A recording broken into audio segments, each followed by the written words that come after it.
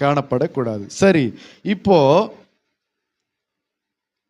ராகேலுடைய பிரச்சனை என்ன அப்படின்னா, தான் யாக்கோபுக்கு பிள்ளைகளை பெறாததை கண்டு தன் சகோதரி மேல் பொறாமை கொண்டு, பிள்ளை பெறாததை கண்டு சகோதரி மேல் பொறாமை கொண்டு, ஹல்லேலூயா, என்னது, பிள்ளை பெறாததை கண்டு சகோதரியின் மேல் பொறாமை கொண்டு யாக்கோபை நோக்கி என்ன சொல்றாங்கன்னா, எனக்கு பிள்ளை கொடும், இல்லாவிட்டால் நான் சாகிறேன்.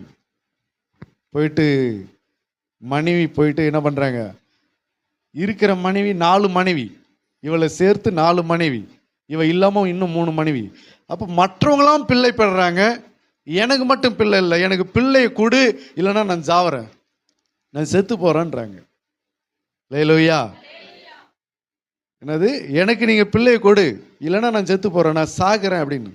அதற்கு யாக்கோபு சொல்றா, நான் என்ன தேவனா, ராகேலின் மேல் கோபம் கொண்டு நான் என்ன தேவனா, தேவன் அல்லவும் கர்ப்பத்தை அடைத்திருக்கிறார் அப்படின்னு கேட்கிறான். அவன் கேட்கறது நியாயம் தானே? உனக்கு பிள்ளை இல்லை அப்படின்னு சொன்னா அதுக்கு நான் என்ன செய்ய முடியும்? கர்த்தர் உன் கர்ப்பத்தை அடைச்சு வச்சிருக்காரு, அதுக்கு நீ ஏன் மேல கோவப்பட்ட நான் என்ன செய்யறது? நான் என்ன வச்சு நான் வஞ்சனை பண்றேன்? உனக்கு கர்த்தரே உன் கர்ப்பத்தை அடைச்சு வச்சிருந்தாருன்னா அதுல நான் என்ன எதுவும் செய்ய முடியாது, நீ என்ன முட்டாள்தனமா இப்படி பேசுற அப்படின்னு சொல்லி ராகேல் மேல யாக்கோபு என்ன செய்கிறான்? கோபம் கொண்டான். ஹல்லேலூயா. ராகேல் கேட்கறது நியாயமா? என்ன கேட்குறாங்க, எனக்கு பிள்ளை கொடு, இல்லைன்னா நான் சாகிறேன், அதான் முடிவா?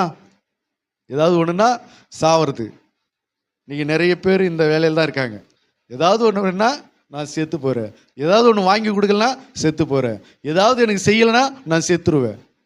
அப்படியா? நிறைய பேருடைய முடிவு, நிறைய பேருடைய ஆசை என்னவா இருக்குது?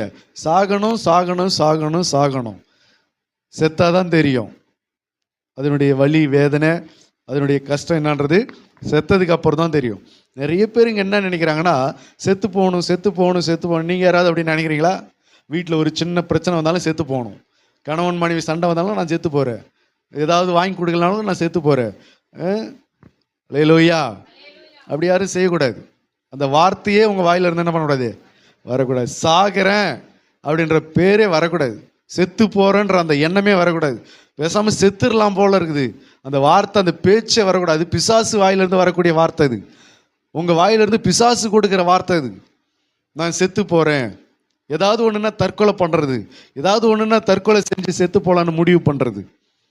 சில நேரங்களில் பிசாசு நீ இதே போல் சொல்ல சொல்ல சொல்ல என்ன ஆகுன்னா